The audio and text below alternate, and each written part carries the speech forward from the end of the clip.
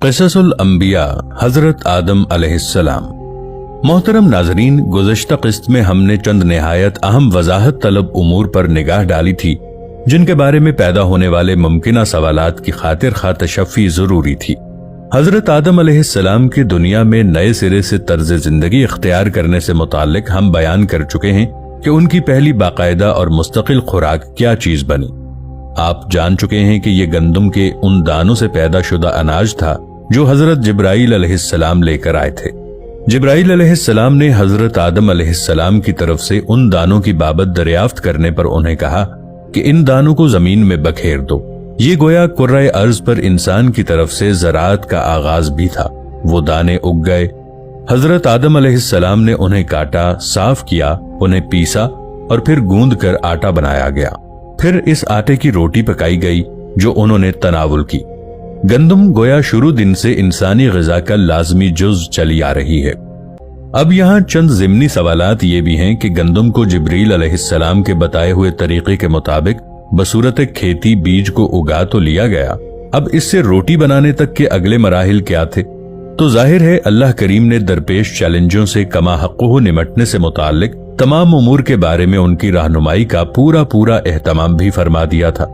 मसलन आटा पीसने के लिए चक्की भी दरकार थी और इसे रोटी की सूरत देने और फिर पकाने के लिए आग की भी। इस सिलसिले में लंबी चौड़ी कोई वजाहत दस्तयाब नहीं है, लेकिन ये जरूर अंदाजा होता है कि जन्नत की नेमतों के छिन जाने के बाद उन्हें मेहनत व मशक्कत के किस कदर कठिन दौर से गुजरना पड़ा, जिनमें चक्की बनाने और आग की दरियाफ्त तक के मराहिल शामिल हैं। इस तमाम तर दौरानिये में उनका गुजारा यकीनन फलदार दरख्तों पर रहा होगा। हजरत आदम अलैहिस्सलाम और हजरत हव्वा अलैहिस्सलाम ने जमीन पर आमद के बाद भेड़ की ऊन का लिबास सबसे पहले इस्तेमाल किया। हजरत आदम अलैहिस्सलाम ने इसे मूंड कर काट लिया, फिर इससे अपने लिए जुब्बा बनाया और हजरत हव्वा अलैहिस्सलाम के लिए ओढ़नी और कमीज बनाई। रिवायात में मिलता है कि सैयदना आदम अलैहिस्सलाम के साथ 3 किस्म के जन्नती मेवे आए थे। एक वो जो पूरे खा लिए जाते हैं, दूसरे वो जिनका ऊपरी हिस्सा खा लिया जाता है और गुठली फेंक दी जाती है जैसे खजूर, आम वगैरह, तीसरे वो जिनका ऊपरी छिलका फेंक दिया जाता है और अंदरूनी हिस्सा खा लिया जाता है। रिवायत है कि उनके साथ लोहे के औजार भी आए थे, एक सडासी जिससे लोहा पकड़ते, दूसरा हथौड़ा, तीसरा ऐरन, नीज हजरे अस्वद। रिवायात में आता है कि हजरे अस्वद जब जन्नत से आया तो इसकी रोशनी कई मील तक जाती थी। जहां इसकी शुआएं पहुंचती थीं उसी हद तक हरम की हदें कायम हुई। हजरत आदम अलैहिस्सलाम को दुनिया में आकर बहुत वहशत और घबराहट हुई। हजरत जिब्राईल अलैहिस्सलाम बहुक्म इलाही जमीन पर आए और बुलंद आवाज से अजान कही। जब आदम अलैहिस्सलाम ने अजान में हुजूर का नाम सुना तब उनकी वो वहशत दूर हुई। ये तमाम वाकयात अहदीस से साबित हैं जिनको शाह अब्दुल अजीज मुहद्दिस देहलवी रहमतुल्लाह अलैह ने तफसीर अजीजी में जमा किया है। हजरत आदम अलैहिस्सलाम का जरिया मुआश क्या था?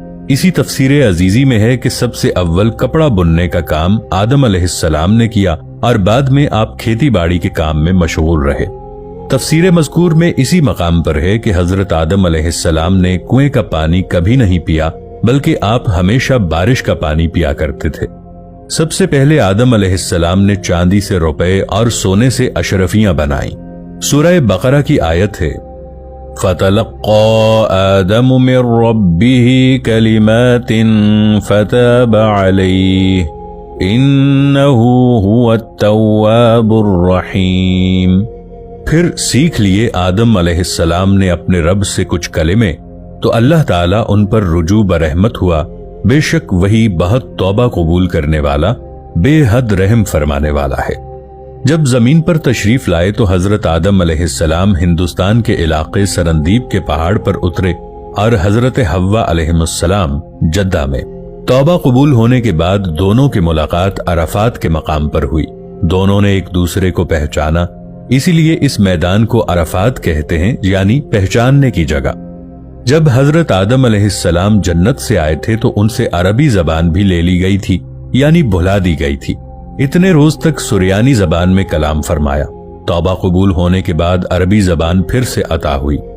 हजरत आदम अलैहिस्सलाम बहिश्त से जमीन पर तशरीफ ले आए तो बारगाहे खुदाबंदी में अर्ज किया कि खुदाया, मैं यहाँ ना तो मलाइका की तस्बीह व इबादत की आवाज सुन सकता हूँ, نہ کوئی عبادت خانہ ہی نظر آتا ہے، جیسا کہ آسمان میں بیت المعمور دیکھتا تھا جس کے ارد گرد ملائکہ طواف کرتے تھے۔ اس پر اللہ پاک کا حکم آیا کہ جاؤ، جہاں پر ہم نشان بتائیں وہاں پر کعبہ یعنی بیت اللہ بنا دو اور اس کے ارد گرد طواف بھی کر لو، اس کی طرف نماز بھی ادا کر لو۔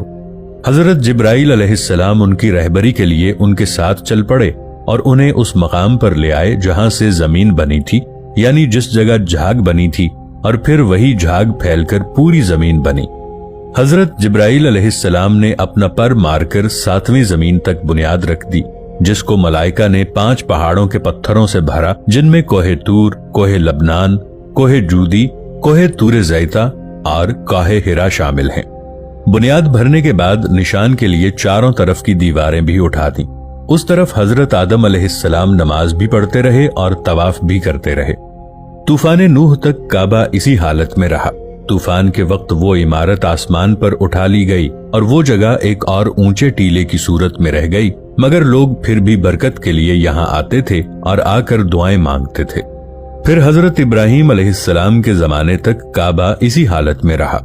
جب حضرت اسماعیل علیہ السلام اور حضرت ہاجرہ علیہ السلام یہاں آ کر رہے اور یہاں کچھ آبادی ہو گئی تو حضرت ہاجرہ کے انتقال کے بعد حضرت ابراہیم علیہ السلام کو حکم ہوا کہ حضرت اسماعیل علیہ السلام کو ساتھ لے کر خانہ کعبہ کی عمارت تعمیر کریں۔ اس کی نشاندہی اس طرح کی گئی کہ ایک بادل کا ٹکڑا بھیجا گیا تاکہ اس کے سائے سے کعبے کی حد مقرر کی جائے۔ حضرت جبرائیل علیہ السلام نے اس سائے کی مدد سے خط کھینچا اور حضرت ابراہیم علیہ السلام نے اس خط پر اس قدر کھدائی کی کہ بنیاد آدم علیہ السلام نمودار ہو گئی، پھر اس پر عمارت بنائی۔ اس طرح خانہ کعبہ کی عمارت مستطیل کی شکل میں بنی۔ حضرت ابراہیم علیہ السلام نے خانہ کعبہ کے اندر ایک تغار سا بنایا تاکہ کعبے کے لیے جو نذرانے اور تحفے آئیں وہ اس میں رکھے جا سکیں۔ اس کے دروازے 2 تھے، ایک داخل ہونے کے لیے اور ایک نکلنے کے لیے۔ کعبہ بنانے والے حضرت ابراہیم علیہ السلام تھے اور ان کو گارا اور پتھر اٹھا کر دینے والے حضرت اسماعیل علیہ السلام تھے۔ بعد میں اس عمارت میں کچھ تبدیلیاں بھی کی گئیں۔ اس کی اونچائی مزید بڑھائی گئی، دروازہ بھی 2 کی بجائے 1 کیا گیا۔ حضرت آدم علیہ السلام کی تنہائی و وحشت کا احساس کم کرنے اور زمین کو انسان کے رہنے کے قابل بنانے کا ماحول مہیا کرنے کے لیے پھر حضرت جبرائیل علیہ السلام نے تمام عالم کے جانوروں کو آواز دی کہ اے جانورو، حق تعالی نے تم پر اپنا خلیفہ بھیجا ہے، اس کی اطاعت اور فرما برداری کرو۔ دریائی جانوروں نے سر اٹھا کر اطاعت ظاہر کی اور خشکی کے جانور آپ کے آس پاس جمع ہو گئے۔